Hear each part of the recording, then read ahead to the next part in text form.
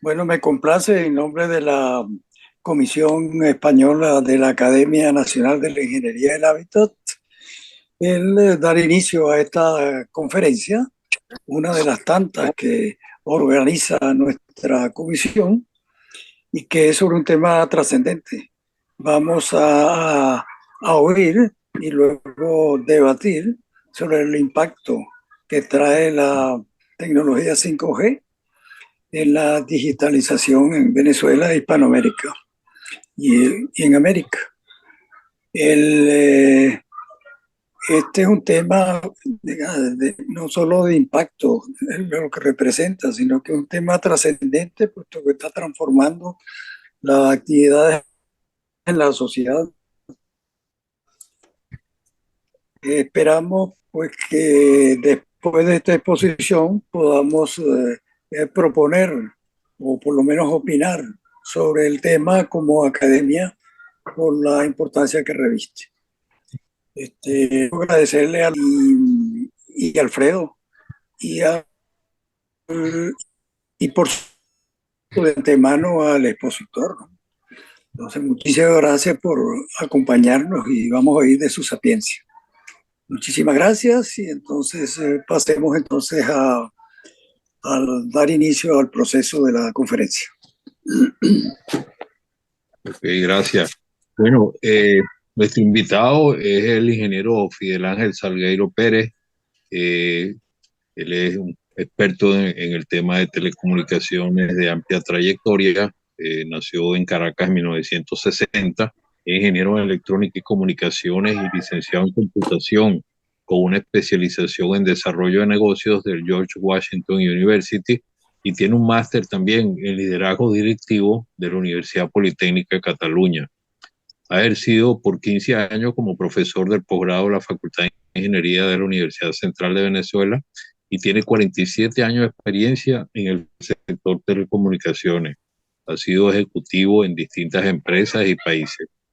Actualmente, él trabaja en África, consolidando la red 4G del operador estatal de telecomunicaciones del país Guinea Ecuatorial, una antigua colonia española. Ha publicado 5 libros, uno de los cuales, titulado Ocurrió en Venezuela, es sobre la historia de las telecomunicaciones en Venezuela desde 1875 hasta 2012, y el cual incluye una entrevista a Felipe González. Bueno, nuestro invitado nos trae hoy un tema de actualidad, que es el impacto de la conexión 5G sobre el desarrollo de agendas digitales tanto en Venezuela como en el resto de Hispanoamérica. Eh, la síntesis del tema que él va a tratar es la siguiente. Él dice, el futuro estará definido por los avances en inteligencia artificial, la automatización del Internet de las cosas, el Big Data y la analítica de datos, el aprendizaje automático, así como la realidad virtual y aumentada. Muchos de estos avances dependen de nuevos niveles de productividad, velocidades ultra altas y bajas latencias. Solo pueden ser ofrecidos con el 5G, que es quien puede dar este tipo de modalidades. Esto abre grandes beneficios políticos, económicos, sociales y regulatorios en una región donde las agendas digitales recién empiezan a construirse. Existe un déficit de banda ancha importante y donde la regulación todavía se orienta hacia el servicio. Entre los desafíos que tenemos, vale la pena mencionar la necesidad de desarrollar un compromiso político con el 5G como facilitador clave de las economías digitales, la identificación de retos regulatorios clave, el desarrollo de la industria nacional asociadas al 5G y la definición de políticas, marco regulatorio y mecanismos de asignación del espectro. Bueno, bienvenido nuestro conferencista Fidel Salgueiro. Tiene el tiempo que consideres necesario y después nos permitirás un conversatorio para conocer más detalles. Adelante. Gracias. Muchas gracias a todos, gracias a la Academia por esta oportunidad. Yo, como mencionaron, voy a hablar del impacto que tiene el 5G en las agendas digitales y si existen estas agendas, porque aquí también lo vamos a tocar. Es presentación en 3 partes dentro de una agenda que tiene 6 puntos, que básicamente es en qué estamos o qué es la transformación en la que está la sociedad, qué es el 5C y cómo está la América Latina, la agenda digital y la brecha digital en la región y qué cosas se deberían hacer. Así que, sin más preámbulos, esta es la agenda que les propongo en la tarde de hoy. Primero, ¿qué representa el 5G? ¿Qué oportunidades ofrece en el mundo? ¿Cuál es el ecosistema digital que tiene América Latina, la brecha digital y las agendas digitales, que creo que es el punto que más me preocupa a mí como profesional, y las acciones a resolver con el 5G para tratar de minimizar esta brecha? O sea, América Latina y Venezuela en particular tienen un desfase tecnológico superior al que teníamos en los años 90 cuando se hicieron las privatizaciones de los servicios, porque ahora no es un tema de privatizaciones y de accesos, ahora es un tema de industria y de cómo aprovechar los desarrollos venideros y cómo estos se insertan en la sociedad. Entonces, algo que puede ser una oportunidad también pudiera ser algo que América Latina deje escapar porque está imbuida en otros problemas y no está viendo esto que ocurre. Entonces, primero, ¿por qué es importante el 5G? Básicamente porque nosotros venimos de una industria o estamos inmersos en una industria que es la industria del 4.0, donde es tecnologías que han explotado con fuerza como el Big Data, la nanotecnología, la biotecnología, el IoT, la ingeniería genética, impresoras digitales, robótica, aprendizaje automático como los chat GPT, los nuevos algoritmos, y vamos hacia una sociedad 5.0 que en Japón, en el plan básico, en el quinto plan básico de ciencia y tecnología del 2015, ellos lo definieron como el procesamiento masivo de Big Data vinculado o relacionado con los procesos de inteligencia artificial y la necesidad de entender cuál es el impacto de todas estas cosas en nuestra vida. Para entender un poco ese concepto, es un poco cómo la sociedad ha venido evolucionando y lo corto que han sido esos saltos, porque cuando uno empieza a ver los saltos cada vez se han ido estrechando. La sociedad de la caza y la recolección estuvo con nosotros más de 1000 años, más de 2000 años, perdón. La sociedad agrícola estuvo cerca de 1800 años. Después vino la sociedad industrial que ha estado con nosotros o estuvo con nosotros 200 años, o sea, fue un salto cuántico. Esta es la sociedad que tipos como Carlos Marx la ven como la sociedad donde nace el capitalismo.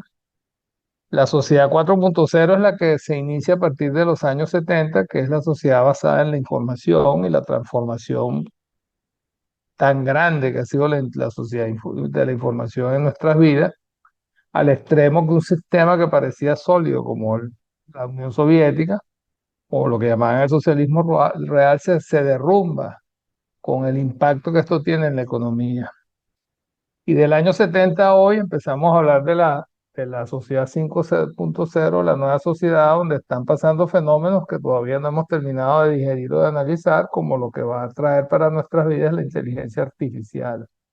Ya de hecho está pasando. Es probable que la gente de Google esté preocupada porque hasta el modelo de buscadores que tenemos ahorita estén afectados por los chats GPT, que están ahorita haciendo búsquedas, pero búsquedas además inteligentes que no solo es que te traen la búsqueda, es que te traen hasta la solución de un problema o de un párrafo de algo que estás buscando. Entonces, digamos que estamos inmersos en una sociedad compleja, de mucha complejidad, que nos ofrece grandes oportunidades, pero también nos pone grandes desafíos. ¿Qué representa la tecnología 5G? Bueno, es la que va a permitir, en principio, el desarrollo del Internet de las cosas, con toda la complejidad que eso tiene y con todas las oportunidades que eso representa. Cambiará la forma como nos relacionamos con los automóviles. Ahora con seguridad iremos a automóviles y aviones autodirigidos o manejados por ordenadores. Esto mejorará la telemedicina y cambiará la forma como educamos. Ya no hablaremos de base de datos, sino del Big Data, robótica avanzada. Es muy probable que esto se traduzca en que muchos de los puestos de trabajo que actualmente tenemos, como dice Oppenheimer, Andrés Oppenheimer en su libro, ahorita se me fue el nombre, de que hay una cantidad de trabajos que van a desaparecer en los próximos 15 años. Este aspecto es tan importante en la economía mundial y para la economía digital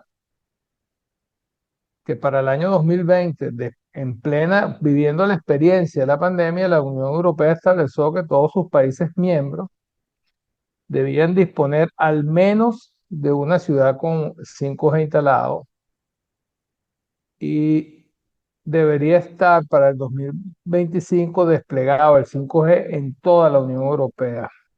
Y eso se tradujo o se traduce en unas inversiones cercanas a los 1.000 millones de euros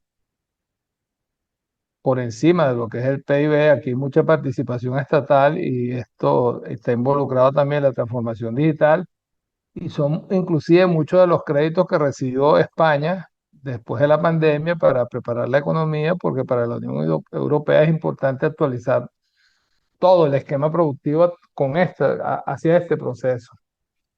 Y lo hacen porque hay unas razones que son de peso político, es decir, el mercado europeo o la Unión Europea sabe que si no hace esto quedará relegada frente a los Estados Unidos y China en esta carrera por el dominio de la tecnología a nivel mundial. La estrategia del 5G la pasó rápido, pero fíjense en cómo estamos en líneas generales. En España ya se hicieron las subastas del dividendo digital, ya hay despliegues de 5G. Ocurre en Francia, en el Reino Unido. Digamos que el proceso es tan acelerado que yo me atrevo a afirmar que para el año que viene tendremos 5G en el 90, por lo menos en las principales ciudades y los principales reductos del país, y estará solo en sectores rurales. O sea, que eso pudiéramos estar hablando que el 80% de los territorios nacionales de los países miembros estarán cubiertos con esta tecnología. En el caso de España, es tan importante el tema que el gobierno en el 2018 fijó una estrategia.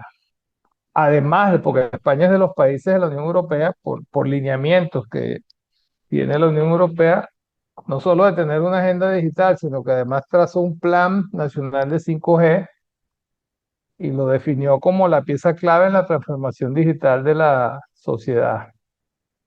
O sea, haciendo una apuesta importante al Internet de las cosas, al servicio de conducción autónoma. De hecho, algunos de los créditos que España debe o debió recibir de los fondos europeos están relacionados a el nuevo concepto de vehículo que viene. Y además eso explica un poco el empuje que hay en ciudades como Madrid y Barcelona con muchas startups que están haciendo desarrollos orientados a esto. De hecho, ya empiezas a ver que en las ofertas de empleo se está buscando ingenieros que puedan trabajar en el Internet de las cosas. Las categorías de negocios que en este momento puede tener el 5G y sobre todo desde la perspectiva de telecomunicaciones, bueno, a nivel de las redes que tendremos que pasar de redes de 4G a 5G y a 6G. Y no hablar de servicios, sino de experiencias desarrolladas en el consumo, puesto que ahora va a estar todo hiperconectado. Es decir, ya el problema no es que los usuarios tengan acceso, sino que las máquinas y los dispositivos estén conectados. Empezamos a tener un tema importante con los datos en tiempo real, porque ahora tenemos una tecnología de espectro que nos permite tener latencias más bajas y eso da un campo para la ingeniería que no se había desarrollado y que está relacionado con la captura de datos en tiempo real. Esto de hecho es tan importante que además está haciendo que la industria de las telecomunicaciones haya pasado de un modo acelerado a ser una industria softwareizada, basada en software. Entonces ahora tenemos sistemas de Open RAN o sistemas de radio basados en software y tenemos sistemas de cloud computing en los cores de las redes de telecomunicaciones. Es un sistema inmersivo porque está diseñado de un modo multimodelo, es decir, aquí hay múltiples modelos de negocios insertos, tienden a la personalización, a que trabajemos con sistemas y contenidos interactivos y todo esto que ahora Facebook ha puesto de moda en la palabra, no es de ellos, pero en todo caso que es el metaverso, y sobre todo los temas de los controles autónomos, todo lo que es machine to machine, dispositivos que se mueven, que se ejecuten independientemente del conocimiento, y eso está relacionado con el espectro y con lo que esta tecnología puede ofrecer y con todos los adicionales que hay que hacer aquí, porque el 5G como tecnología por sí solo es una tecnología de acceso. Es todos los aplicativos que pueden estar ahí. ¿Qué pasa en el 5? ¿Qué pasaba hasta el 4G? Bueno, que el operador ofrecía conectividad y banda ancha, y los servicios de los clientes estaban proporcionados por aplicaciones. Con la tecnología 5G, desde el punto de vista de las redes de los operadores, están convertidas, deberían o tienden o van a estar, porque esto de hecho además es un esfuerzo que está trabajando el GCM, en ser redes que sean compatibles con todos los tipos de espectros que estén disponibles en el mercado, porque ahora todo el espectro es aprovechable. Los operadores entonces se van a insertar ahora en la academia, en la cadena de valor para proporcionar otros servicios, y van a aparecer va a aparecer un concepto de lo que denominamos o se conoce como la plataforma como servicio. ¿Cuál es el potencial de negocio que tenía de acuerdo al GCM, a la Asociación Mundial de GCM, el 5G? Bueno, estamos hablando que para los próximos 5 años son 700 billones de euros.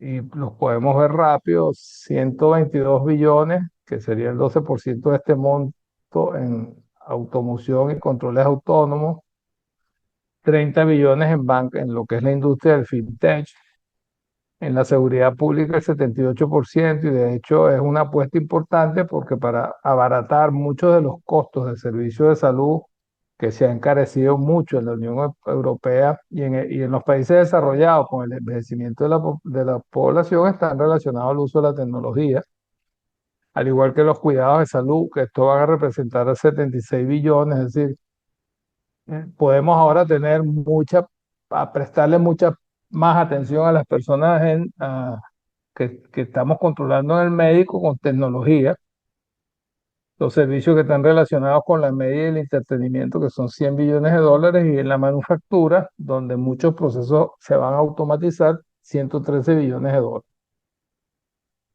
Así que el 5G ofrecerá una oportunidad única para impulsar al menos 10 industrias, que son los servicios financieros, la industria automotriz, la media y el entretenimiento, los servicios de transporte público que van a pasar a ser manejados sin. Ese es uno de los sitios donde el empleo va a estar directamente tocado, porque pudiéramos tener ahora rutas y servicios de transporte que no necesitan personas para manejarlo. La salud, evidentemente la seguridad pública, la agricultura y todo lo que son la tendencia a ir a servicios energéticos menos contaminantes. Hay unos roles nuevos que van a aparecer en la cadena de valor del negocio de las telecomunicaciones. Por eso mencionaba el caso de Google, porque hasta el año 90, cuando empiezan los buscadores y sobre todo cuando se desarrollan los sistemas operativos como el Android y el iOS de Apple, en la cadena de valor se inserta un negocio que es todo lo que son los aplicativos basados en estos sistemas operativos, dejando al operador de telecomunicaciones solamente en un proveedor de acceso. Ahora en la cadena de valor se van a abrir otras instancias donde van a haber otros aplicativos que se van a desarrollar para todas estas nuevas industrias, donde va a haber mucho componente de Big Data, donde van a ser necesarios los deliveries de app, donde van a haber, por supuesto, las conectividades y los facilities, en un modelo mucho más abierto y donde los operadores se van a ver obligados a colaborar entre ellos, es decir, vamos a un modelo de negocio mucho más colaborativo. Y un concepto clave que debemos tener aquí, sobre todo para los países de América Latina y ahora en el África, es el concepto de la brecha digital. Y la brecha digital, primero para entenderla bien, tiene tres aspectos que son importantes, porque esto define quiénes tienen el acceso a las tecnologías de la información y quiénes no. Y esto lo medimos con tres aspectos clave. Primero, ¿cuáles son los indicadores de acceso a las infraestructuras de telecomunicaciones e informática? El negocio del Internet tiene un inconveniente a diferencia del de la telefonía, que es que el negocio de Internet es un negocio de lo que los conocedores económicos hablan o los expertos de economía, demandas compuestas. Es decir, yo puedo tener la banda ancha más barata del mundo, pero dependo de que el usuario también tenga la posibilidad de acceder al terminal, es decir, al ordenador o al teléfono móvil, al dispositivo inteligente. En los países en desarrollo donde los salarios mínimos están tan bajos, pues el acceso a los equipos es un inconveniente. Entonces, y por eso el segundo punto son los indicadores de precio para acceder a dicha infraestructura, porque no es solo la banda ancha o el costo de la navegación, sino también el acceso al dispositivo depende de un tercero. Y luego el más clave, que es el indicador de penetración y uso de la tecnología, que esto es lo que se llama el ecosistema digital. ¿Por qué? Porque no se trata de cuánta capacidad, cuántos accesos tenemos, y ese es uno de los grandes problemas que tiene América Latina, como vamos a ver más adelante, que estamos preocupados por cuánta gente está conectada a Internet y no estamos midiendo cómo la gente usa la tecnología y qué provecho podemos sacar de ella, porque ese es el beneficio que realmente tiene la sociedad. Es decir, yo soy de los que sostiene, y lo decía en mis clases de posgrado, que en Venezuela pudiéramos haber tenido perfectamente un Steve, un Zuckerberg, un Steve Zuckerberg, que la diferencia de que haya nacido en Estados Unidos y no en Venezuela es todas las condiciones que tú tenías de acceso a la conectividad, a la sociedad de la información que no tiene un estudiante en Venezuela. Entonces, digamos que este concepto es vital y esto nos va a dar una idea de lo que nos está ocurriendo en América Latina. Entonces, de acuerdo a la CEPAL, las dimensiones del desarrollo digital y sus efectos disruptivos en la economía se miden básicamente en estos aspectos. Primero, ¿cómo está la economía conectada? Básicamente, ¿cuál es el nivel de conectividad que tiene la sociedad en tecnologías de acceso como el 4 y el 5G? Y por supuesto la fibra óptica. ¿Cómo es la economía digital? Es decir, ¿cuáles son las plataformas y servicios digitales que tenemos y que estamos desarrollando? Es decir, bienes digitales, plataformas de servicios en línea, la optimización de productos, básicamente cuánta es la industria fintech que tenemos en la región, si estamos generando contenidos, así como hay Netflix, si por ejemplo un Radio Caracas Televisión pudiera tener ese mismo impacto en una plataforma que estuviera haciendo streaming, y eso asociado a servicios como la computación en la nube, la inteligencia artificial y cómo se hace analítica de datos. Y luego el aspecto más importante, que es la economía digitalizada, que tengamos procesos productivos basados en datos, es decir, así las charlas que se han dado aquí sobre modelos de agrícolas o modelos en producción de energía, cómo todos esos procesos los podemos mejorar, automatizar, perfeccionar utilizando la data, para tener agricultura de precisión, una mejor tecnología financiera, que usemos robots para hacer cirugías inteligentes, es decir, aprovechando todo el conocimiento, en el caso de nosotros que tenemos disperso en el mundo, cómo aprovechamos ese conocimiento para que la inteligencia artificial se inserte en el país y permita consolidar desarrollo. ¿Qué nos da esto? Bienestar, mayores niveles de productividad y mayores niveles de sostenibilidad de una nueva economía. Las formas de crear de crear valor en la economía digital, bueno, para la CEPAL, está todo relacionado con que seamos capaces de desarrollar productos inteligentes para una economía que requiere productos personalizados y que tengamos una industria 4.0 que nos permita tener hogares conectados. Esto básicamente nos permite insertarnos en algo que es importante, que es la sociedad del conocimiento y un fenómeno del que hemos estado excluidos mucho tiempo, que es lo que yo llamo la innovación colectiva. Una de las características importantes que ha tenido el Internet y este modelo de sociedad del conocimiento es que nosotros tenemos, o la sociedad ha creado modelos colaborativos, modelos donde el conocimiento se utiliza y la innovación pasa a ser innovación colectiva. Para poner un ejemplo de qué representa esto, una de las empresas más exitosas que yo recuerdo en el año 2015 fue la de un muchacho mexicano que estudiaba en el Politécnico de Monterrey, pero él quería irse a estudiar a Estados Unidos. Así que fue a Estados Unidos. Este chico era muy inquieto, estos muchachos emprendedores, y quería estudiar no sé, en la Universidad de Stanford. Nosotros ahora tenemos no solo herramientas de software libre con las que se trabaja, sino que también tenemos tarjetas de tipo Arduino, donde es como que si fueran tarjetas de hardware libre. Este muchacho con un control remoto y haciendo uso del software libre desarrolló un dron, y un dron bastante poderoso. Lo compartió y compartió la información en uno de estos foros de innovación colectiva que existen en la web, y el dueño de la revista Weir, que es una revista para los que estamos en este mundo de la informática muy conocida, lo vio, se puso en contacto con él y le colocó 10 millones de dólares para que desarrollara una industria de drones.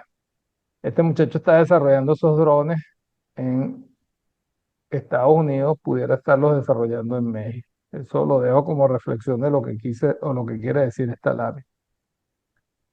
La creciente relevancia de la economía digital, bueno, además está decir, y por eso puse al comienzo esto de la industria 4.0, la sociedad 4.0 y la 5.0, que en este momento el 27% de la economía global está en empresas tecnológicas.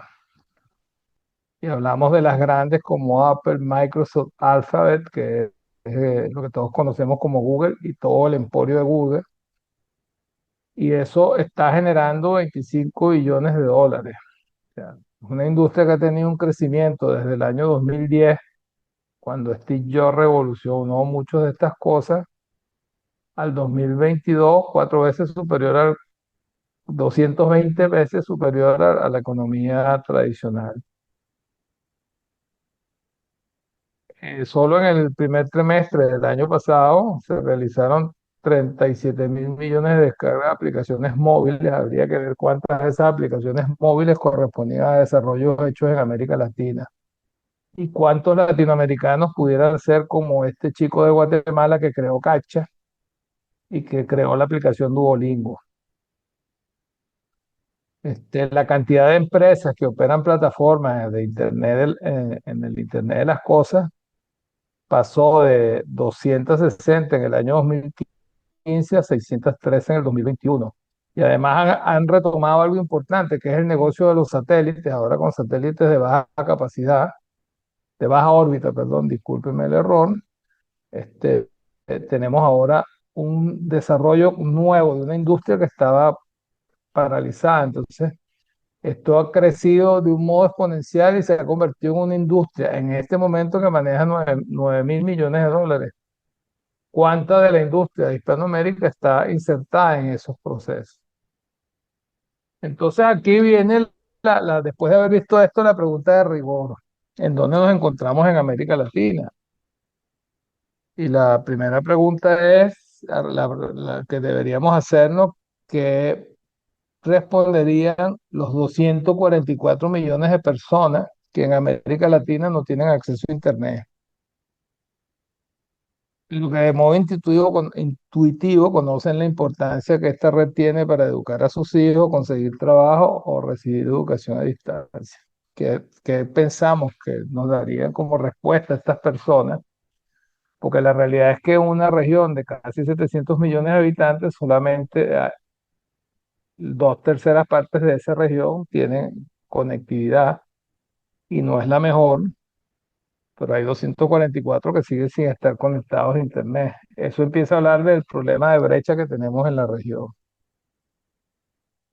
Esto es un poco para que veamos cómo estamos en las políticas industriales digitales y las estrategias de inteligencia artificial en mayo del 2022.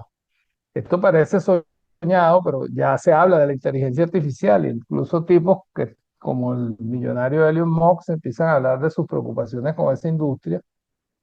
Yo siento que lo hace porque él lo afecta en los carros, en los coches Tesla, pero en todo caso, aquí hay unos temas importantes. Los países que están en gris es porque no tienen ningún tipo de desarrollo, y por supuesto cuando yo veo esto, después de venir de un país que tuvo una industria nacional de software, de las más importantes de América Latina en los 80, y verse en gris es porque no tenemos ni siquiera una estrategia. En, en América Latina, los países que tienen por lo menos esto planteado, y la tienen publicada, pues falta ir del dicho al hecho, son Brasil, Argentina, Uruguay y Chile y Colombia. El caso de Colombia es bien interesante y aquí lo mencionaré rápido porque yo además tuve la oportunidad de conocer esa experiencia cuando estaba Diego Molano como ministro TIC. Colombia fue el primer país en cambiar el marco regulatorio a un marco convergente y además en crear una agenda pública completa. De hecho, nosotros para la campaña de Capriles tomamos algunas ideas de ese concepto y eso se ha suspendido un poco con la llegada de Petro. Pero fíjense que los países que tienen estrategias de inteligencia artificial publicadas son países altamente desarrollados, y los que no lo están en vías, como la India, que además es el tercer productor de software de Internet en el mundo. Pero Venezuela, Centroamérica, Ecuador, Bolivia, estamos a nivel del África en cuanto a estos desarrollos, y en el África es bastante preocupante porque solo un país tiene una estrategia de inteligencia artificial publicada. Es agradable saber que uno de los países que en esto ha tenido gran preocupación ha sido España. Entonces, ¿qué ocurre en el ecosistema digital de la región? Bueno, como mencioné, 32% de la población de América Latina y el Caribe no accede a Internet. Estas son cifras del Banco Interamericano de Desarrollo. Esto viene de un estudio que se hizo sobre 24 países. Un reporte de la Comisión Económica para América Latina y el Caribe, en la CEPAL, comentaba que las cifras, los problemas de penetración, además de lo costoso que son los servicios de acceso a Internet. Y en el ranking global de lo que se llama la banda ancha, América Latina y el Caribe, los países con mejores accesos a los datos son Barbados, Chile, Costa Rica, Brasil y Argentina. Y los países que están en la cola pues son Haití, Surinam, Honduras, Guatemala y Venezuela. ¿Qué ocurre con el ecosistema digital de la región? Bueno, y se exhibe, como podemos ya ir viendo, importantes brechas en sus factores de producción y digitalización. Tenemos procesos lentos a la hora de adoptar tecnologías y el desarrollo TIC, sobre todo porque los marcos regulatorios, primero, están orientados a servicio, y segundo, nosotros, después de haber tenido el éxito de las privatizaciones de los 90, nos centramos únicamente en preocuparnos en esto. Y entonces esto ha traído un pequeño inconveniente. El pequeño inconveniente que tenemos es que, si bien es cierto, se han hecho inversiones importantísimas, la gran dificultad que esto atañe es que hemos pasado de monopolios nacionales a monopolios globales, cuyas estrategias están en sus países, es decir, el grueso de las operaciones de telecomunicaciones están en manos de Telefónica de España y de Telmex o de Slim con su cooperación de Américas Móvil. Y si bien es cierto, nosotros o el problema hoy en día no es construir empresas de telecomunicaciones del Estado, porque eso no es lo necesario. Sí es necesario que el Estado cree las condiciones para aprovechar que tenemos buena infraestructura o que estamos creando infraestructura de servicios para crear ecosistemas de desarrollo y fomentar la innovación sobre una parte de la cadena del valor donde el recurso más importante es el conocimiento y donde abunda en nuestros países, que serían los ingenieros que están programando y desarrollando conocimiento. Nosotros tenemos una participación media en el fenómeno global de innovación colectiva. Eso es lo que mencionaba al comienzo y eso se debe a nuestra conexión a Internet. Y ese fenómeno, uno de los inconvenientes que también trae es que promueve la fuga de los talentos. O sea, es decir, al no poder estar accediendo como yo debería acceder y al tener coartada esa posibilidad de creatividad que yo tengo, pues voy a ir a otros horizontes donde tenga puertas abiertas. Eso se agrava en países como el donde yo vengo, en el cual las condiciones políticas hacen que se hayan perdido el activo más importante que tiene un país, que son sus personas. O sea, que se hayan ido 7 millones de personas de un país, es una descapitalización de conocimiento de peso importante para recuperarlo. Y un dato también que llama la atención es que, de acuerdo a la CEPAL, América Latina y el Caribe en su conjunto no alcanzan al 2% de todo el comercio electrónico global, pese a nosotros tener universidades con buena educación o con buenos niveles educativos. ¿Qué ocurre? Nuevamente nos preguntamos en el ecosistema de la región, bueno, las barreras al comercio de servicios digitales están, por supuesto, relacionados a temas de infraestructura y conectividad.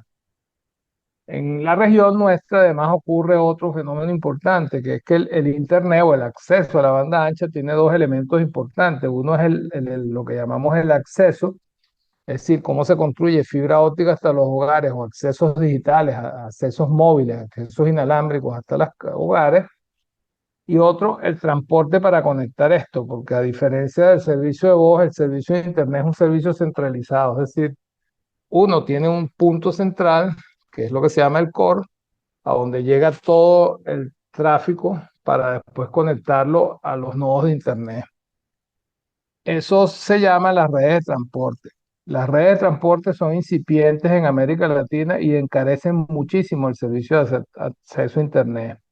Por poner un ejemplo, ustedes van a un país como Estados Unidos y tratan de conectar en Chicago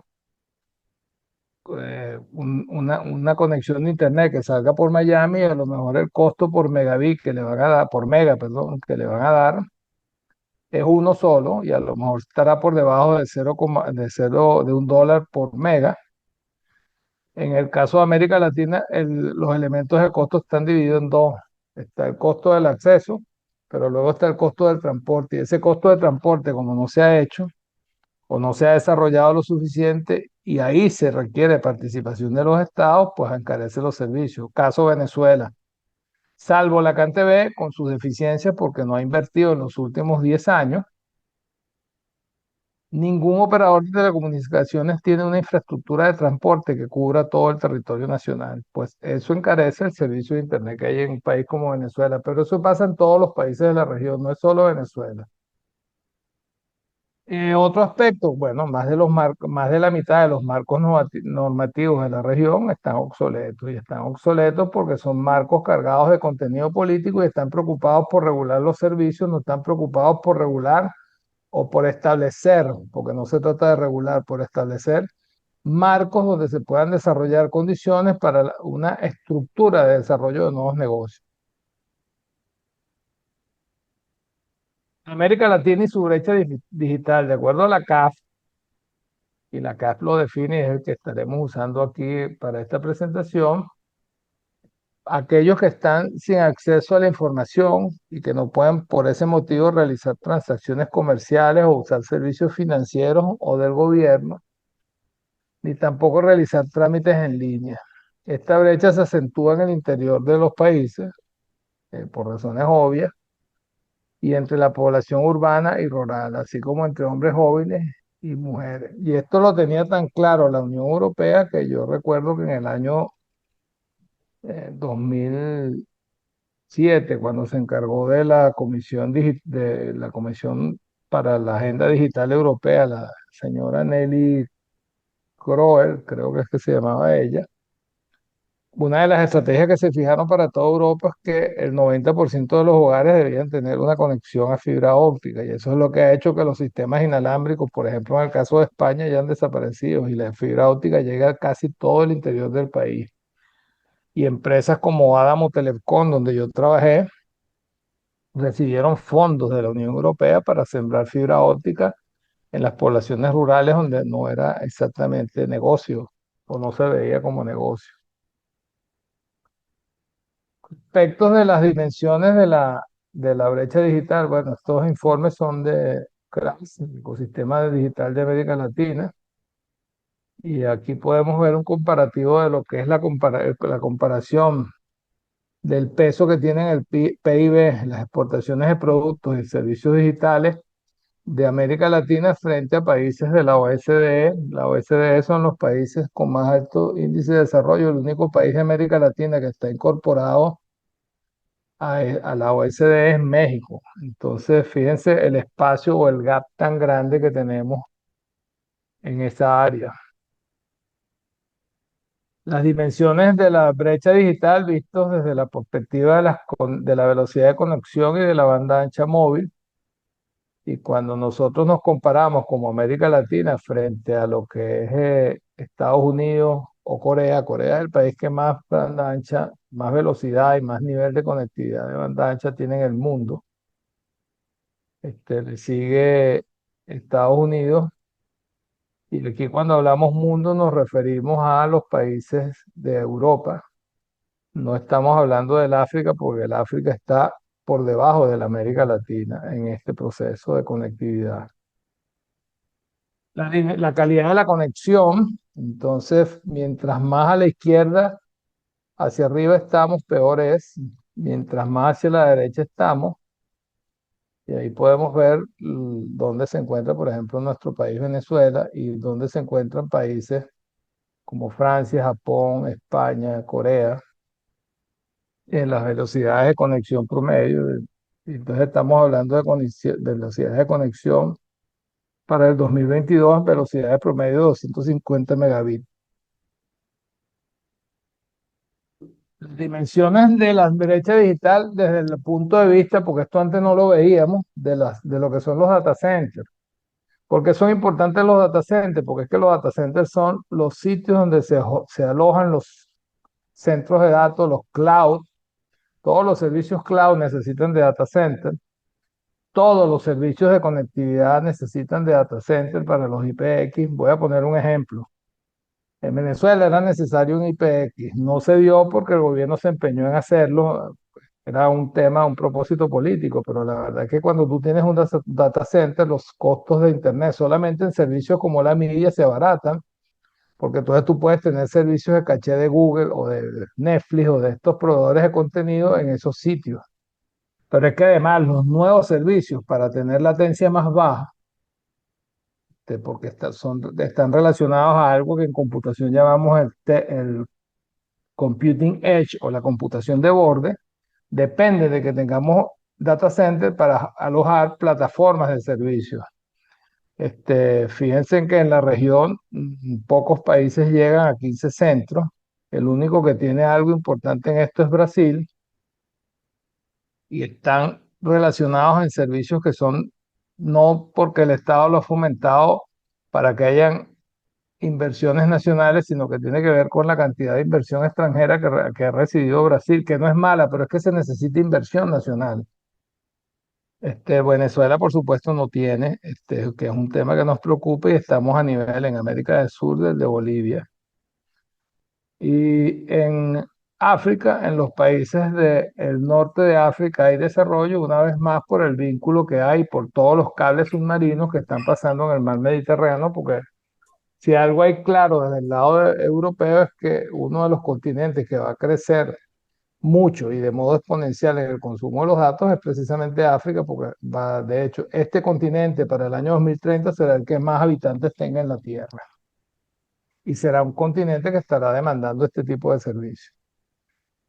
Las dimensiones de la brecha digital, todo habla de las regiones que tienen suscripciones de banda ancha. Esto es al 2019. Estas cifras no cambiaron mucho porque recuérdense que 2019, 20 y 21 estuvimos inmersos en la pandemia, así que los despegues empezaron a hacerse ahora. Entonces nosotros frente a América Latina, frente al Asia y la Europa y Norteamérica tenemos una brecha importante. En cuanto a la penetración de banda ancha móvil, la otra era banda ancha fija. Igual, países como Norteamérica o la propia Europa tienen niveles de penetración altos y además se ven, por ejemplo, todavía aquí en África o en América Latina, los planes de navegación ilimitados en los servicios móviles no existen. En España, hoy en día, casi todo el mundo tiene un servicio de navegación de banda ancha ilimitado. Eso es una ventaja a la hora de acceder a la información. En lo que tiene que ver con las velocidades de conexión, bueno, ya no, en la conexión móvil, porque de banda ancha móvil, la que había puesto antes era de la fija, y disculpen que no lo mencioné, fíjense que Corea sigue ocupando el lugar. En el caso de Corea tenemos niveles de banda ancha que llegan al giga en promedio. Temas que son importantes y que la CEPAL, con un estudio que hizo con la UIT, habla de las dimensiones de la brecha digital en cuanto a lo que se llaman las habilidades digitales básicas. Y este es un comparativo de países de América Latina frente a países desarrollados. Es decir, se cogieron un universo de países como Colombia, México, Cuba versus países como Corea del Sur, Dinamarca, Suecia, y en un percentil del 0 al 100, si en Suecia y en Alemania estamos en el 80 en el uso de las habilidades digitales, en América Latina estamos llegando al 30%. Y esto es en las habilidades básicas. En lo que llaman las habilidades intermedias, las habilidades básicas es el uso de las aplicaciones en el móvil y el uso de tecnología. Ya cuando empezamos a hablar de habilidades intermedias es cómo empezamos a utilizar aplicaciones que están en la nube, que estamos teletrabajando y una vez más cuando hacemos el comparativo, el país que tiene en esto algo más desarrollado es Chile, que es de los países que tuvo por su proceso de apertura de mercado, que llevó a tener un esquema productivo a desarrollar esto. Entonces, frente a países como Corea, Dinamarca, Finlandia o Estonia incluso, que no es de los más desarrollados de la Unión Europea, nuevamente, si estos países están llegando a percentiles por encima del 60%, nosotros estamos por debajo del 30%. Y lo que se llaman habilidades avanzadas se refiere ahora a lo que las personas pueden hacer con esto, es decir, cuál es el nivel que tenemos nosotros de desarrollar aplicativos, de desarrollar de tener industrias que estén orientadas ya al desarrollo. Esas son las digitales avanzadas. Es decir, esto depende mucho de la ingeniería que ahora tenemos. Las otras dos dependen de la ingeniería también, pero de la ingeniería que se aplica para que la gente use. Aquí es de la ingeniería que está desarrollando cosas y de la industria que está aquí inmersa. Aquí podemos ver que la brecha, aun cuando es grande, no es tan grande, pero sin embargo, frente a países como Noruega, es importante. Esta gráfica yo la quise poner porque sí refleja lo que ocurre en nuestra región. Cuando nosotros hacemos un comparativo de la brecha digital y las industrias tradicionales, y cómo es el peso en América Latina de esto, fíjense que en el año 2010 telecomunicaciones tenía un peso relevante porque, claro, estábamos recogiendo lo que sembramos en finales de los 90 y comienzos del 2000 con las privatizaciones y la entrada del acceso al servicio. Pasábamos de la voz a los datos. pero el peso seguía siendo la industria tradicional y cuando hablamos de industria tradicional, en el caso de América Latina nos referimos a commodities. La economía de América Latina es una economía de commodities, no es una economía de generar valor ni de generar conocimiento. Y eso es un problema en el mundo de hoy. Si nos paramos al año 2019, hemos crecido en algo, en plataformas de servicios de Internet y algo en software como servicios de informática, pero fíjense que el peso de nuestras economías al año 2022 sigue dependiendo de petróleo, de soja, del commodity. Y no del commodity. Hacemos poco por tener una industria que agregue valor a esto, incluso sobre ese commodity, cómo hacemos para que estas tecnologías lo conviertan en un producto de valor, un producto que además tiene patente, que tiene conocimiento. Eso es uno de los dilemas que tiene América Latina porque los gobernantes nuestros no han medido el impacto que tiene la tecnología de la misma manera como se mide en Europa. Y esto está generando un problema en la región, puesto que nos estamos quedando relegados en procesos de desarrollo industrial. Es decir, si nosotros nos paramos y nos comparamos en los años 80, cómo eran nuestras industrias frente a las industrias de países desarrollados, teníamos a lo mejor un gap de 10 años. Y en algunas industrias como la petrolera, en el caso venezolano, estábamos muy equiparados, pero si nos paramos en este momento, nuestros gaps industriales tienen gran diferencia porque hay un alto componente tecnológico al cual no le estamos dando la importancia de vida. Áreas de impacto del 5G que van a afectar las agendas digitales en la región. Pues hay que ahora empezar a tomar en cuenta no solo los marcos de lo que debe cubrir una agenda digital, sino que en esa agenda digital debe estar plasmado lo que son la robótica, aspectos ahora como la inteligencia artificial, es decir, eso implica empezar a pensar en lo que va a ocurrir en nuestras universidades y en cómo formamos nosotros a nuestros ingenieros y cómo traemos talento, como se hizo en el caso de Venezuela en los años, durante la época democrática, porque las universidades venezolanas se convirtieron en centros de estudio importantísimos porque tuvimos la habilidad de traer profesores de afuera para poder nutrir conocimiento en nuestras universidades, porque el conocimiento, la ventaja que tiene es que es portable, entonces esto no lo estamos desarrollando en la región, ¿cómo lo traemos? ¿Cómo lo hacemos importante? Porque las universidades no son edificios, las universidades son conocimiento. Entonces, ¿cómo empezamos a trabajar con el Machine Learning, con el Big Data? ¿Cómo empezamos a fomentar para que sean nuestros muchachos los que desarrollen? O sea, para que tengamos no un guatemalteco haciendo un captcha, sino que tengamos en la región 200.000, 300.000 muchachos que estén desarrollando esto. ¿Esto es por qué? Porque esta es lo que se llama la cuarta revolución industrial y que le dará forma a la digitalización de la economía. Así como a modo de chiste, estamos viviendo en este momento lo que en Terminator le tenía miedo Sarah Connor, que nuestro mundo se iba a transformar. Bueno, las máquinas no van a entrar en guerra con nosotros, pero sí va a ser un cambio y un salto cuántico en nuestra sociedad. Así que uno de los focos que debe tener ahora nuestra agenda digital es en crear incentivos para desarrollar industrias nacionales de software, de aplicaciones y contenido, algo en lo que no estamos trabajando. ¿Qué reto nos impone entonces el entorno digital? Bueno, el primero a resolver, como vimos en las otras láminas, es cómo atender la creciente demanda de datos. Eso nos obliga a asignar espectro rápido y de mejor manera, a desplegar más redes y a darle certidumbre a la inversión. Es decir, esto no importa que lo esté haciendo una empresa que no sea del país, y de hecho es bien que sea inversión extranjera. Necesitamos tener accesibilidad, necesitamos tener redes y necesitamos fomentar redes nacionales de transporte donde a lo mejor el Estado va a tener que dar los estímulos de manera a abaratar estos costos. Donde sí es importante empezar a trabajar en los entornos digitales, desarrollar políticas de ciberseguridad y privacidad y crear incentivos para que se desarrollen en esas áreas.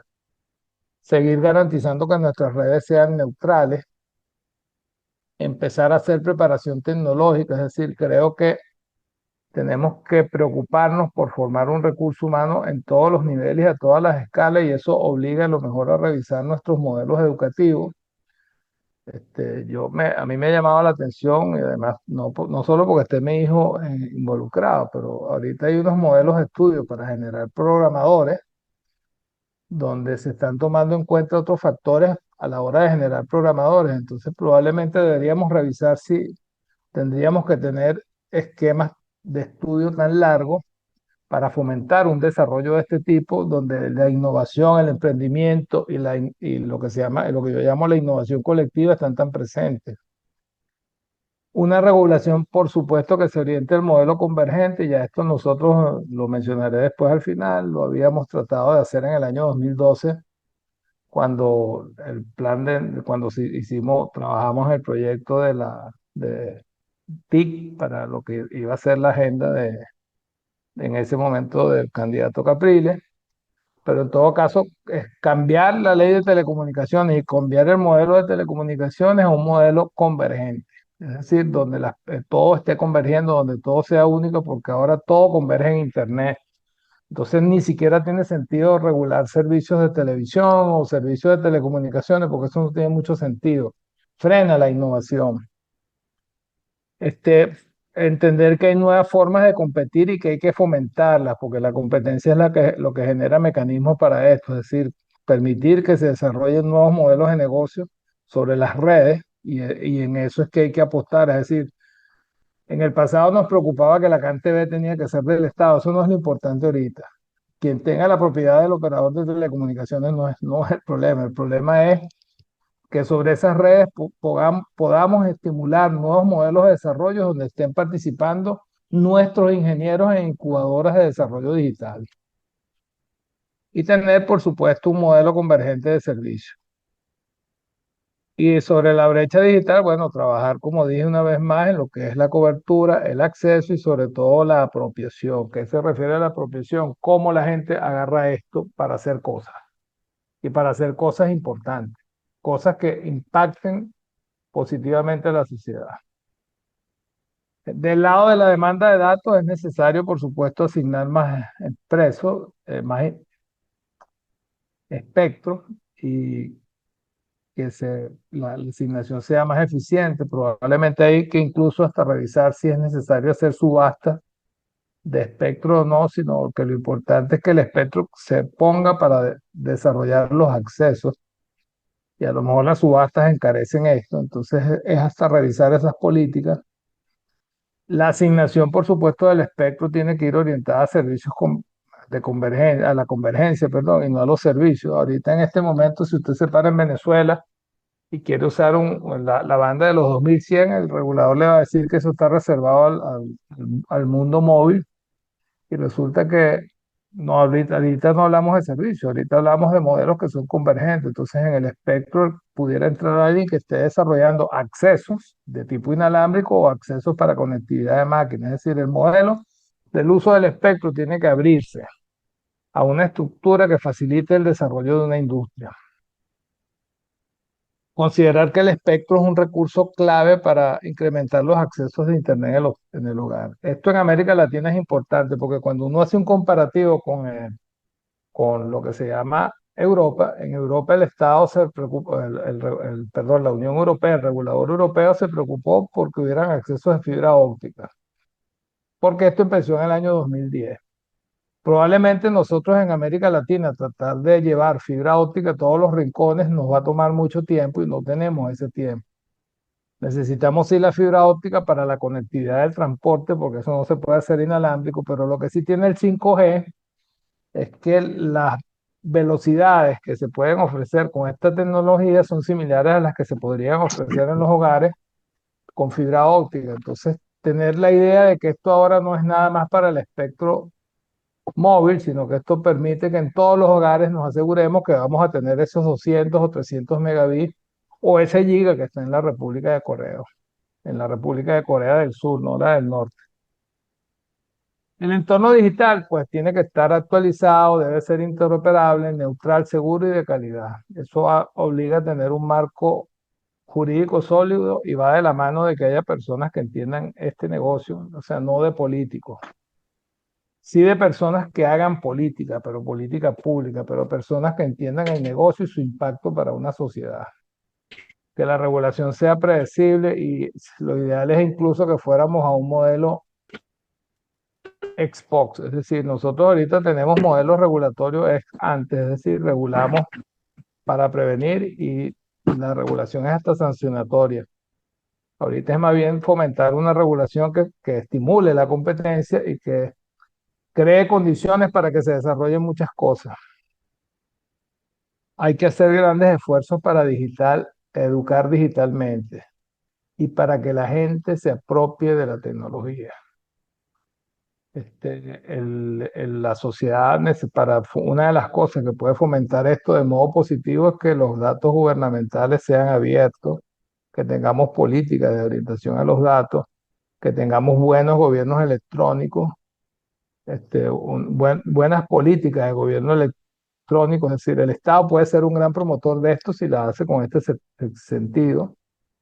Y por supuesto, tener un marco nacional TIC. Y cuando hablo de marco, no es ese modelo que tenemos en Venezuela o en América Latina de querer regularlo todo, no. Es entender que vamos a un marco tan convergente donde los servicios de informática y telecomunicaciones, y lo aclaro aquí porque la otra vez hice una presentación con este debate, porque el concepto TIC es mucho más ampliado, pero en este marco se refiere a lo que podemos hacer con las tecnologías de telecomunicaciones, informáticas y comunicación para fomentar este entorno de digitalización que requieren nuestras sociedades, porque es una forma que tenemos de garantizar el desarrollo. Nuevas formas de competir, pues pensar que ahora el Internet habla de empresas globales. A lo mejor mucha gente no lo sabe, pero el dueño de Duolingo, que es una aplicación de, para aprender idiomas, lo desarrolló un guatemalteco y el tipo está ahorita invirtiendo fuertemente en aplicaciones de inteligencia artificial para aprender idiomas. Eso hay que tratar que se haga en la región. ¿Por qué? Porque lo necesitamos para nuestro desarrollo y lo necesitamos para que esa región se desarrolle, en el caso de Venezuela, para que Venezuela vuelva a ser lo que fue en algún momento. Nosotros necesitamos una simetría regulatoria frente a los servicios tradicionales y en esto me refiero no tratar de una vez más regular todo, sino entender que, bueno, venimos de un modelo de servicio, tenemos que ir a un modelo que cree condiciones para que se desarrollen aplicaciones, software, contenidos sobre esa industria, de manera de tener abrir oportunidades para el área del software y para volver a retomar una industria nacional de software. Hay que crear los estímulos. Yo siempre he puesto el ejemplo de lo que pasó en Venezuela entre los años 70 y 80 y finales de los 80 con la industria nacional de software. Venezuela fue uno de los países que tuvo esto, básicamente porque la industria petrolera era la mayor demandante de software que había en Venezuela. Eso creó condiciones para que se desarrollara una industria que atendía a Petróleos de Venezuela. Esa industria literalmente desapareció cuando, por temas, por no medir todo el impacto que esto tenía, pues PDVSA decidió pasar en outsourcing toda su área de informática por temas de costo, sin medir el impacto que esto tiene que tenía para la sociedad, y nosotros perdimos algo importante, porque si se recuerdan en los años 80, hasta los años 80, todas las casas importantes de software tenían sus sedes regionales en Venezuela, no las tenían en Colombia. Y las tenían precisamente porque solamente la industria petrolera venezolana invertía en el área de la tecnología 350 millones de dólares por año. Eso es un estímulo, de eso se trata. En eso es donde deben participar los estados, en crear condiciones, economías de escala, economías con ventajas competitivas que son propias de un estado para poder desarrollar algo que el estado necesita y que la sociedad necesita. Las brechas digitales, entonces, en cuanto a cobertura y acceso, ponen grandes problemas a resolver. Primero, las redes de transporte, lo que expliqué al comienzo. Nosotros necesitamos una red nacional de fibra óptica que una todas las ciudades y todas las ciudades del país. ¿Por qué? Por lo que comentaba antes y más ahora que vamos a uso mayores de datos. Es decir, ahora un teléfono móvil sube y baja mucho contenido. Entonces, la red de acceso es inalámbrica, pero lo que la estación base está recogiendo para colocarlo y enviarlo hacia Internet tiene que viajar por un tubo de fibra óptica. Y esa ruta que va desde el tubo de fibra óptica hasta el punto de salida de Internet, esos tramos son costosos porque no están construidos. Al no estar construidos, pues la solución de Internet que recibes se encarece. Establecer las obligaciones de cobertura y cómo esto se subsidia, cómo el Estado, y aquí sí hay una regulación que es eficiente, pueden ser las obligaciones de lo que se llaman los servicios de servicio universal. Lo que ha pasado en la Unión Europea, por ejemplo, es un buen ejemplo de cómo llevar fibra óptica a reductos rurales con subsidios, porque hay un efecto positivo si todo el mundo está conectado a Internet. No es un subsidio por subsidiar, es que hay sitios donde es necesario llegar. Por ejemplo, en Bolivia, ¿cómo le llegamos a las poblaciones que están en los Andes?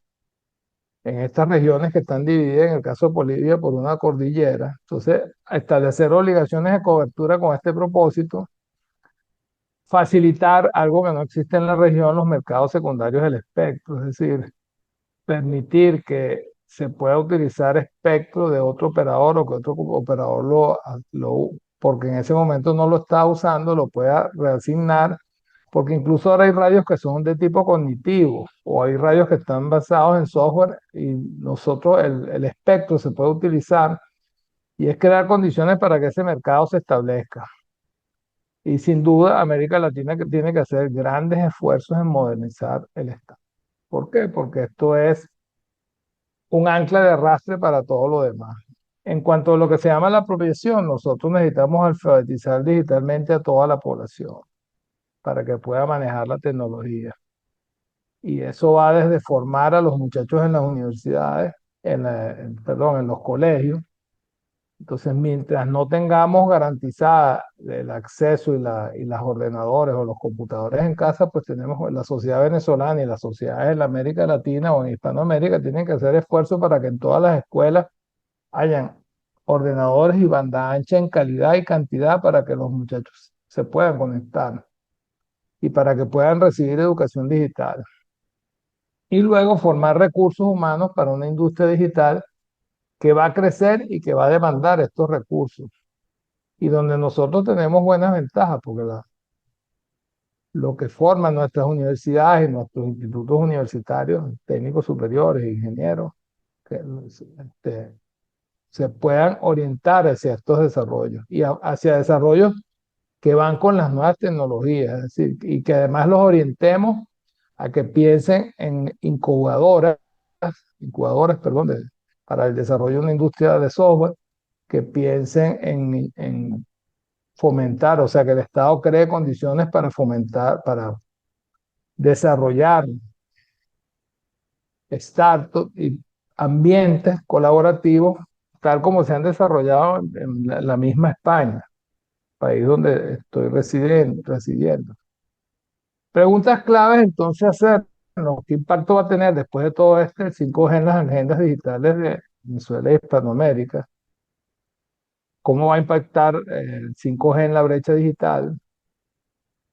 ¿Cuál es el papel del 5G en la consecución de los objetivos de desarrollo sostenible que ha establecido las Naciones Unidas, sobre todo industrias como la agrícola? Y esto está muy relacionado a cómo sacar a la gente de la pobreza. ¿Cuál es la problemática que tenemos hoy en día para acceder a dispositivos y para la alfabetización digital de todas las poblaciones? O sea, ¿qué acciones adicionales debería hacer el Estado? Porque aquí esto sí es un papel del Estado. Y bueno, la más importante, ¿cuál es el umbral de la brecha en la región y sería la mejor forma de enfrentarla? Y es lo que iremos viendo ahora, en lo que sería ya la última curva en términos hípicos de lo que es esta presentación. Entonces, ¿cómo atendemos el problema en la región y en particular en Venezuela? Partamos de la base que con la brecha digital hay países ganadores y países perdedores. Los países ganadores son los que se mueven en esa línea recta, los perdedores son los que vamos no por una autopista, sino por un camino dando muchas vueltas. Porque al final, repitiendo lo que dije al comienzo, la brecha digital se refiere a la diferencia entre el acceso y conocimiento del uso de las nuevas tecnologías. Y lo que va a pasar es que el 5G va a ahondar estas diferencias. ¿Cuáles son los pilares de una agenda digital? Y esto lo trabajamos en su momento, en el año 2012, es decir, no es algo nuevo. Pues bueno, lo primero es que una agenda digital debe cubrir estos cinco aspectos o seis aspectos. La infraestructura, bueno, se refiere al desarrollo de las redes y al acceso. ¿Cuánto acceso tenemos? ¿Cuántas redes somos capaces de construir? Dos, a la inclusión y educación e inclusión digital. Entonces, ¿cómo nosotros establecemos ecosistemas para que los muchachos que salen del bachillerato, si no pueden ir a la universidad, pues puedan ir a aprender a desarrollar como programadores de PHP o puedan ir a aprender a trabajar en otros aplicativos que van a facilitar el desarrollo de cosas que deben construirse en el país? ¿Qué tecnologías para el desarrollo tenemos? ¿Y qué podemos fomentar? Yo evidentemente pienso que no es necesario tener un operador de telecomunicaciones en manos del Estado, y si tenemos un operador de telecomunicaciones nacional, como es el caso de Entel de Chile o Digitel en Venezuela, pues cómo trabajar con estos operadores para que sobre estos operadores se construyan ecosistemas digitales que son de interés para el desarrollo nacional. El gobierno digital, evidentemente nada de lo que puede generar más ventajas para todo esto es el desarrollo de un gobierno digital. Y gobierno digital no es que yo me tenga que parar a las 3 de la mañana a pedir una cita para el pasaporte, sino que yo en cualquier momento me pueda conectar, pueda hacerle para hacer cualquier trámite del Estado, pueda solicitar cualquier requisito o hacer cualquier consulta de lo que es la administración pública, porque eso además da transparencia, es decir, de que todos los indicadores del país, cómo está nuestra industria petrolera, o por referirme a Venezuela, yo lo pueda consultar porque son datos oficiales, además de crear transparencia, pues fomenta esquemas de conectividad.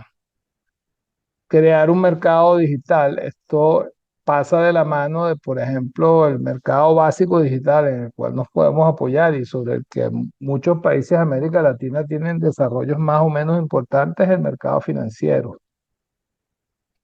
Pero ¿cómo fomentar esto para que la gente haga todas las transacciones por aplicaciones? Porque eso ayuda a desarrollar una industria de software, pero que eso no se quede ahí, se vaya hacia otras áreas. ¿Cómo podemos hacer nosotros para que a lo mejor en América Latina, porque tenemos una industria desarrollada, podamos tener un PayPal regional?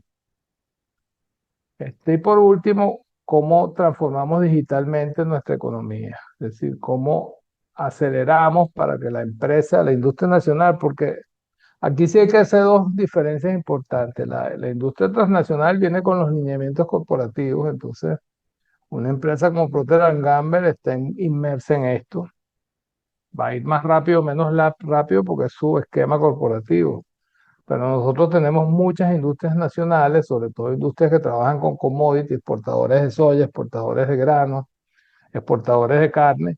¿Cómo los insertamos en esto? Es decir, ¿cómo empezamos a generar valor y generar conocimiento? ¿Cómo hacemos para que el salmón que sacamos de Chile y que tiene que colocarse, que tiene una ventaja, un desarrollo competitivo importante, porque se coloca fresco desde Chile hasta Miami, pasando por el canal de Panamá, pues cómo hacemos que la tecnología le agregue mucho más valor a ese proceso para salir del rango de ser países exportadores de commodities, porque la tecnología nos va a ayudar en esto. ¿Cómo están las agendas digitales en América Latina? Entonces esto empieza a preocupar de los países que siempre han tenido pasos aventajados en temas de informática, pero evidentemente sus últimos 8 años de gobierno no han sido tan acertados, pero está Argentina, que definió la Estrategia Nacional de Argentina, la Agenda Digital para el 2030. Bolivia que va atrasada y se había planteado una agenda digital para el 2025, pero ha avanzado muy poco, sobre todo por temas políticos. Brasil es un país que como en algún momento tuvo una industria de software, se planteó una estrategia de transformación digital, pero una vez más el tema político entre Bolsonaro y Lula, pues ha retrasado esto. Chile es de los más aventajados y sacó una agenda digital para 2020, es de los países más desarrollados, pero aquí también está relacionado el tema de cuánta gente ha salido de la pobreza en Chile. Chile, tiene niveles de vida similares a los de Portugal dentro de la región de América Latina. El caso de Colombia es un caso importante porque para mí era el país que tenía más avances. Fue el famoso plan TIC que se inició realmente en el primer gobierno de Santos con Diego Molano, y venía con una curva ascendente hasta la llegada de Petro, que entonces inventó que debe haber sistemas de telecomunicaciones cooperativos y comunitarios, y por ahí no van las cosas. O sea, más bien es cómo desarrollamos algo que y les voy a dar un ejemplo de cosas que pasaban en Colombia. En Colombia, cuando se subastó el espectro, la banda de 2100, fue un requisito para todos los operadores dotar como parte del pago del espectro. Es decir, no fue todo en dinero para el Estado, sino que había que dotar a las escuelas con computadores. Entonces, de hecho, eso nosotros tratamos de duplicarlo en el proyecto que hicimos en el año 2012, porque por ahí es que se iban las cosas. Sin embargo, el plan TIC ha tenido un retroceso o se ha visto mermado por lo que está pasando políticamente. Es decir, la región de nosotros se atrasa mucho en debates ideológicos cuando el mundo va por otra dirección. No quisiera decir lo que vi una vez como chiste, que si nosotros fuéramos dinosaurios, votaríamos por los meteoritos. No quisiera llegar a eso, pero tenemos este tipo de problemas. Otro país que tiene avances importantes es Costa Rica. Costa Rica además fue un país que tuvo una economía digital importante y ha hecho esfuerzos por mantener algo con la gente de Intel para que no se perdiera, y ha tenido un ecosistema de desarrollo. Ellos establecieron una transformación digital bicentenario del 2018 al 2022 que va caminando. Ecuador tiene su proceso igualmente paralizado por estos temas de políticos. En España, bueno, creo que es mucho de lo que podemos aprender con la agenda digital que se plantearon para el año 2025. Y así pudiera aumentar, en el caso de Venezuela, es de los países que va más atrasado, porque nosotros no hemos cambiado en nada el plan que ya se hizo en el año 2007 al 2013. Este fue el famoso Plan Socialista de la Nación de Hugo Chávez, 2007 al 2013, y después de ahí en adelante se sacó un plan socialista de 2013 al 2019, pero en Venezuela se ha avanzado muy poco. Las gráficas son elocuentes en cuanto a la conectividad que tenemos.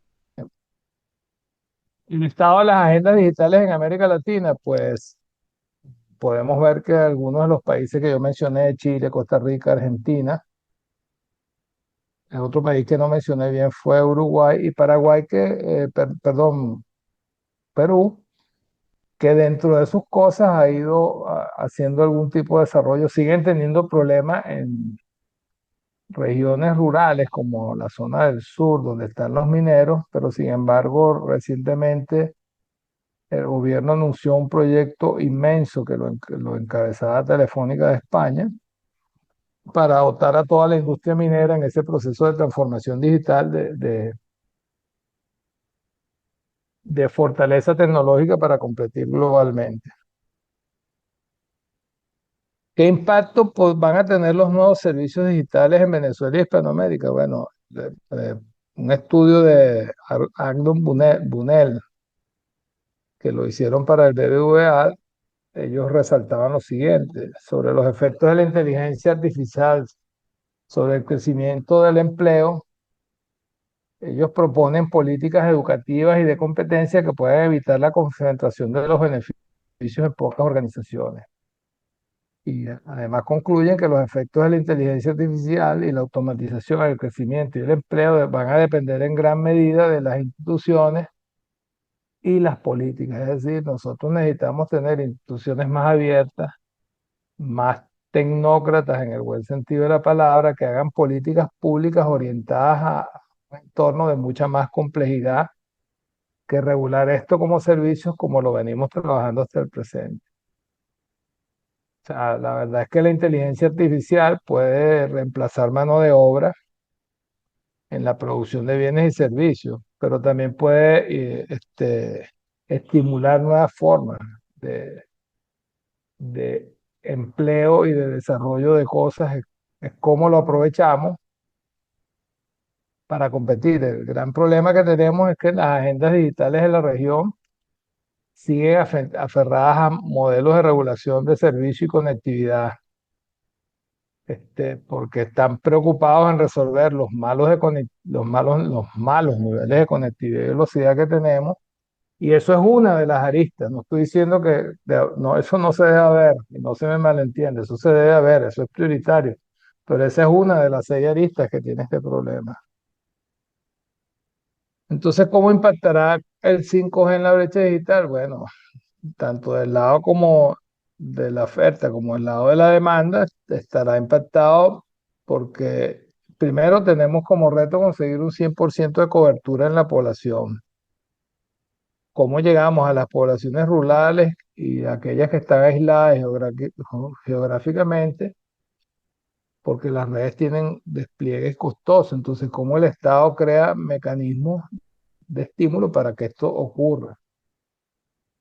Entonces, desde el punto de vista de la demanda, nosotros necesitamos universalizar los servicios y necesitamos ofrecerlos de manera asequible y además lograr que la gente se alfabetice digitalmente y eso incluye ver de qué manera el Estado tiene estímulo suficiente para que todas las personas puedan tener el dispositivo con el cual se van a conectar. Y en el caso de América Latina, uno de sus mayores problemas para el seguimiento es la docencia, porque no es solo un problema de red, es también un problema de ingresos. Es decir, nosotros necesitamos asegurar que todos nuestros niños, independientemente de su condición, pueden conectarse a un ordenador. Si eso no puede pasar en el hogar porque no hemos podido llegar, tenemos que asegurarnos que nuestras escuelas puedan garantizar eso, porque si no estamos dejando marginado a unos niños y eso tiene que empezarse desde la escuela. No hay que esperar a que estén adultos y se conecten con un teléfono móvil que únicamente les va a servir para conectarse a las redes. No, necesitamos que nuestros niños desde preescolar estén vinculados al mundo tecnológico. ¿Cuál es el papel del 5C en la consecución de los objetivos sostenibles que establece las Naciones Unidas? Bueno, primero, cómo aprovechar que el 5C conecte a todas las personas vulnerables de modo digital para que nosotros podamos garantizar inclusión financiera, inclusión educativa y empoderamiento, que son todos los aspectos que he venido mencionando en mi presentación. Y sobre todo, cómo aprovechar el machine learning, la inteligencia artificial, el cloud computing, para acelerar el desarrollo en aspectos como la de medicina, la industria, los cultivos, para ayudar a reducir la pobreza. Y sobre todo porque estas tecnologías nos permiten a nosotros aprovechar el talento disperso que tiene Venezuela en el exterior. A lo mejor no todos van a regresar, pero todos pueden colaborar y el Estado puede crear condiciones para que esa colaboración sea posible. Las acciones de largo plazo, primero la conectividad inclusiva, la digitalización de los hogares y el uso del espectro como acelerador convergente, ya lo mencioné al comienzo. No, a lo mejor no, en América Latina no estamos en capacidad de llegar con fibra como en Europa, pero debemos aprovechar el espectro del 5G para llegar a las casas, pero además para llegar a las empresas, para mejorar los niveles educativos, para empezar a hacer sobre esto lo que se hace con mucha frecuencia. De hecho, a mí me ha sorprendido mucho esto de modo positivo en España, que todos estos centros como el CEPE, que manejan a las personas que están buscando empleo, cómo son entrenadas permanentemente con cursos que se hacen en línea, cómo se traslada esto para una sociedad. Y esto va de la mano de mejorar la conectividad en los hogares y de buscar la forma de que la persona tenga no solo el acceso a Internet, sino que pueda acceder al dispositivo. Eso es lo que se llama inclusión, conectividad inclusiva. La digitalización de los mercados laborales. Entonces, esto es cómo hacemos que la gente mejore su potencial laboral y mejore sus habilidades. Entonces, porque ahorita el Internet y las herramientas que se desarrollan con tecnologías de la información son clave para insertarse en el mercado laboral, o sea, para formarse, para todo se puede hacer ahora desde una app. Entonces, un proyecto de agenda digital debe tomar en cuenta esta realidad. Y la digitalización de las escuelas. Esto es tener calidad y equidad en la educación. Esto nos permite además asegurar que en las escuelas, la más remota, si no tenemos un profesor que no, porque no puede llegar o porque es imposible conseguir un docente que se traslade a una región apartada de Arequipa en Perú o a una región apartada en el Amazonas, pues con la tecnología un profesor de buen nivel puede darle clase a nuestros muchachos utilizando teleeducación. El 5G, ya para ir cerrando, representa un desafío adicional por el impacto que va a generar y va a acentuar mucho más la brecha digital si no lo cubrimos y lo atacamos a tiempo. Así que el momento actual obliga a replantear estrategias para llegar a sectores más desfavorecidos de la sociedad y que están desconectados o en lugares remotos. Comprender al sector al momento de determinar las necesidades regulatorias, es decir, cómo crear condiciones para que el sector de telecomunicaciones crezca. Esto ayude a fomentar una economía digital que coadyuve en el desarrollo del país, porque las tecnologías son vitales para esto. Es decir, es impensable pensar que un país se puede desarrollar sin las tecnologías de la información en el momento en el cual nos encontramos. Aspectos a resolver en la región: extensión de las políticas de acceso universal y servicio universal. Hay una diferencia entre acceso universal y servicio universal. El acceso universal refiere a cuántas personas pueden estar conectadas. Es decir, por ejemplo, el caso de una escuela que tiene muchos chicos yendo a clase. En el caso del servicio universal, refiere a cuántas personas directamente estamos atendiendo.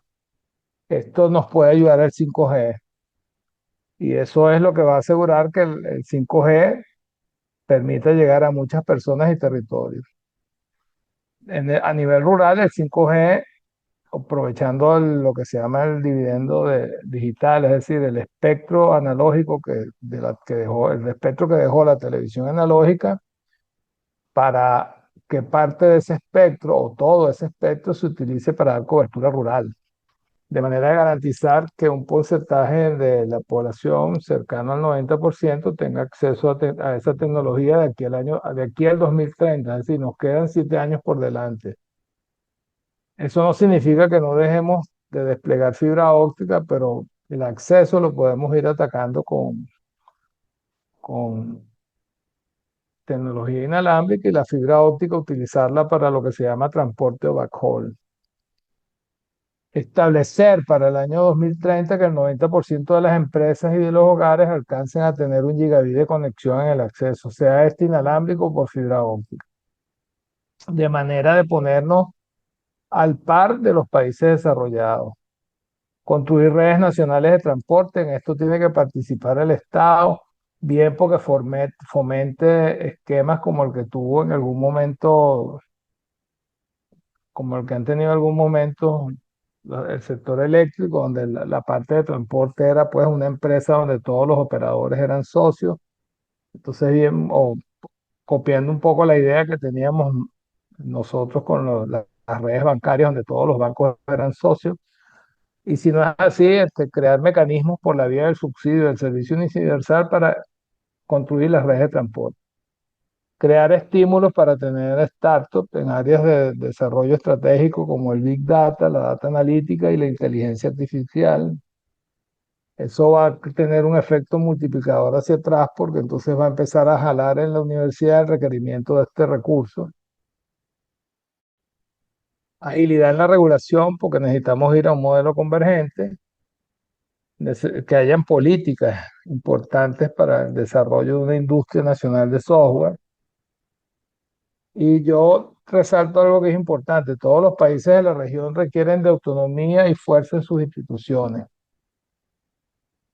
pero sobre todo que las personas que estén encargadas de las decisiones de algo tan importante como la tecnología no sean puestos a dedo. Eso Venezuela.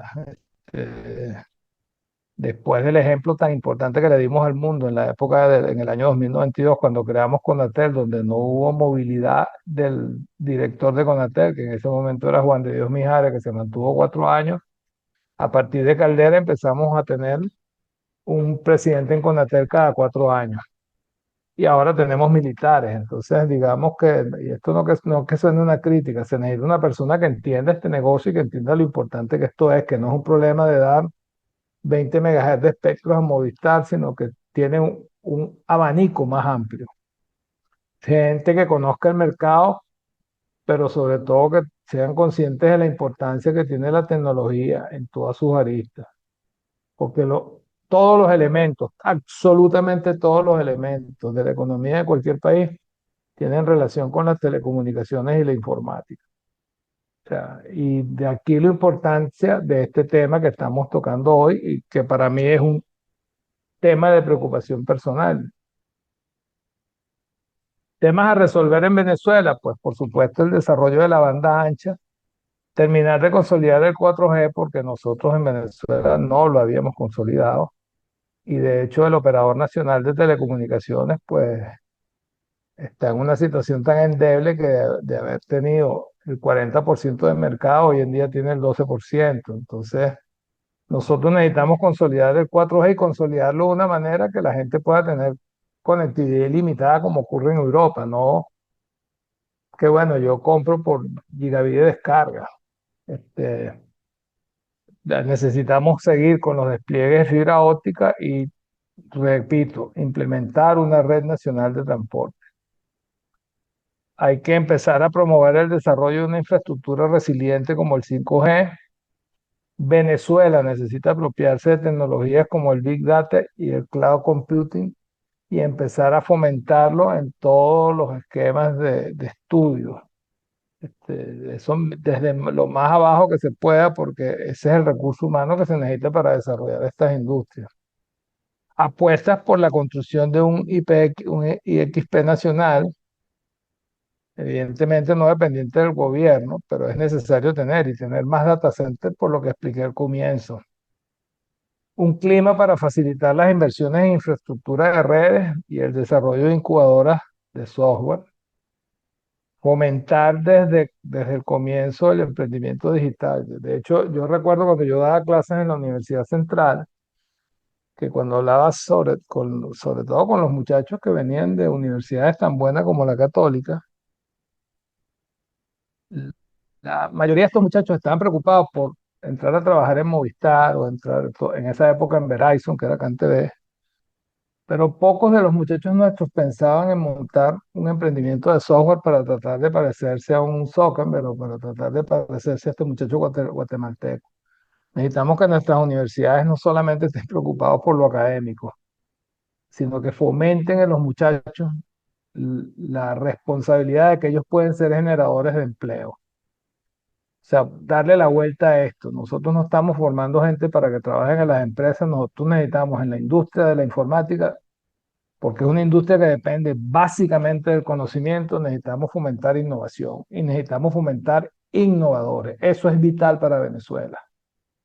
Este, Tener transacciones digitales y sistemas de protección de los datos, de eso depende el gobierno electrónico y mucha inclusión y educación digital. Conclusiones, la digitalización está transformando la forma de trabajar y consumir y comunicarse y de aprender, y también el modo en que la familia, la sociedad y las empresas funcionan. Nosotros necesitamos ir aceleradamente hacia allá porque si yo comparo el país donde me encuentro viviendo ahora, España, con cualquier país de América Latina, apartando a Chile, hay una diferencia muy abismal. Ni hablar de lo que ocurre en Venezuela, que para sacar un pasaporte es sumamente complicado.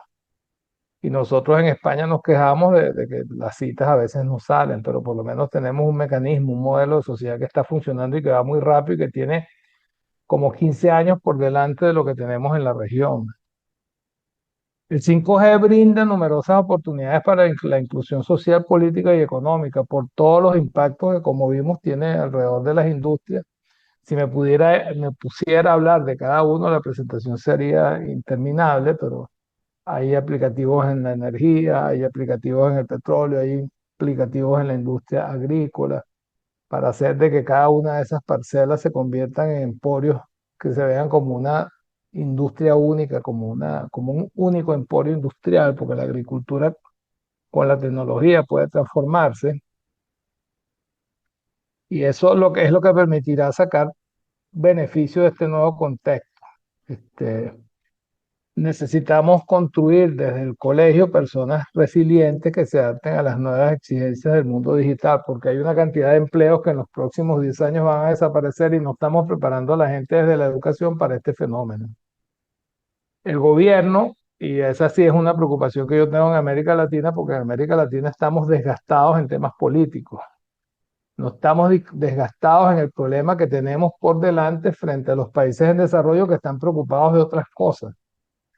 Entonces el gobierno, el sector productivo y los ciudadanos debemos trabajar en proyectos que permitan integrar a las personas en la sociedad con instrumentos digitales para mejorar el acceso a la información y el empleo. La verdad es que solo aquellos países que cuenten con la infraestructura y el espectro radioeléctrico en la cantidad suficiente estarán preparados para aprovechar este salto tecnológico. Venezuela necesita instrumentar una agenda digital y tenerla preparada para que si ahorita que estamos inmersos en un proceso electoral, pues el día cero de ese resultado que esperemos que se pueda dar como todos queremos, empecemos a trabajar en esto. Esto no puede esperar. Y no porque yo sea una persona del área de la tecnología, es que acabo de poner la brecha que tenemos y en este siglo nos encontramos peor de como estábamos en los años 90 todos los países de la región. Entender que en la transformación digital hay transversalidad, es decir, no es un problema de despliegue de redes que es como despliegue de redes que es como lo están viendo los reguladores. Esto involucra a toda la sociedad, al gobierno, a la sociedad civil, al sector privado, sobre todo a la academia, porque la academia es el cerebro de la sociedad. Entonces, hacer entre todos un esquema que permita sacar a nuestros países del subdesarrollo y colaborar para que esta tecnología sea un facilitador de desarrollo y le dé de nuevo inicio a los programas de movilidad social que por lo menos en el caso del país donde yo nací, fueron tan exitosos y permitieron que Venezuela entre los años 50 y los años 80 fuera el país de mayor crecimiento económico del mundo, porque teníamos movilidad social. El gran desafío regional y el de Venezuela pasa por entender que la tecnología nueva no corrige los atrasos económicos, y eso lo quiero dejar bien claro. No corrigen ni lo económico, ni los atrasos económicos y tecnológicos existentes. Se necesita un plan de largo plazo que se traduce, como decía un profesor mío en Eliesa, Moisés Naí, en hacer las cosas bien durante mucho tiempo. Todos los países de América Latina necesitamos hacer las cosas bien durante mucho tiempo, copiar el ejemplo de España. En España hay vaivenes políticos, pero lo que está considerado como política pública del Estado no se toca, no tiene nada que ver con el PP o los socialistas. Es decir, la agenda digital española se ha venido ejecutando al margen de los cambios de gobierno. El plan del 5G de España se ha venido ejecutando independiente de los cambios de gobierno. En América Latina no pasa y el mejor ejemplo es Colombia. Colombia era un ejemplo de modelo de sociedad donde había un modelo convergente TIC y con Petro se ha paralizado. Y se ha paralizado porque él tiene una visión del mundo particular y eso, y nuestros gobiernos o nuestros estados tienen que estar vacunados contra ese tipo de actuaciones. Y no se trata de copiar el modelo de Estados Unidos, es que tenemos como ejemplo España, con el que tenemos un vínculo de raíz, donde esos aspectos de la sociedad no se tocan, esos aspectos se han mantenido. O sea, España ha tenido un proceso de crecimiento en su agenda digital y en su modelo de conectividad que no lo ha tocado ninguno de los actores políticos que ha pasado por el gobierno. Yo con esto me despido. A los que quieran saber lo que hicimos durante el año, me despido, no, voy a pasar a atender preguntas y respuestas, perdón, no me voy. Pero quien quiera saber lo que pasó en Venezuela en materia de telecomunicaciones y lo que planteamos en la agenda digital, que teníamos un proyecto de Agenda 2012, lo puede encontrar en este libro, Ocurrió en Venezuela. Ese libro habla de la historia de las telecomunicaciones de Venezuela de 1875 hasta el año 2012. Gran parte tiene vivencias personales. Yo trabajé en la privatización de CanTV, estuve vinculado al equipo técnico que dirigió Fernando Martínez Mótola. De hecho, trabajé en la licitación cuando nos dimos el lujo de eliminar a Telefónica de España en su primera experiencia internacional porque no cumplía los requisitos técnicos que pedía el país. Y me tocó trabajar en los anexos técnicos en su momento del contrato de concesión de CanTV, en la parte de todo lo que tenía que ver con el área de conmutación, que en ese momento eran las mejoras de tono de discar y acceso a los servicios. Eso lo pueden encontrar aquí. Así que, sin más preámbulo, pasemos entonces a las preguntas. Lamento haberme extendido, espero haber dejado un buen mensaje y quedo a vuestra disposición. No sé Bueno, si deseas que muchísimas. Sí. si dejo de compartir la pantalla para que tengamos mejor vista. No sé si te parece, Alfredo. Bueno, perfecto, sí. Y después podemos regresar si necesitas alguna lámina. Vale. Bueno, muchísimas gracias, Fidel, y antes que nada felicitarte por la excelente presentación, sobre todo que nos fuiste haciendo un análisis comparativo permanentemente y nos ubicábamos en lo que pasaba en diferentes ámbitos, en países latinoamericanos, en Europa, en España y sobre todo pues comparándolo con Venezuela. Bueno, fue un paseo desde el punto de vista tecnológico y desde el punto de vista de los avances en cada uno de los países con su agenda digital y el cierre que has hecho también bien interesante porque nos estás dando líneas a seguir en cuanto a las políticas públicas y a los temas importantes.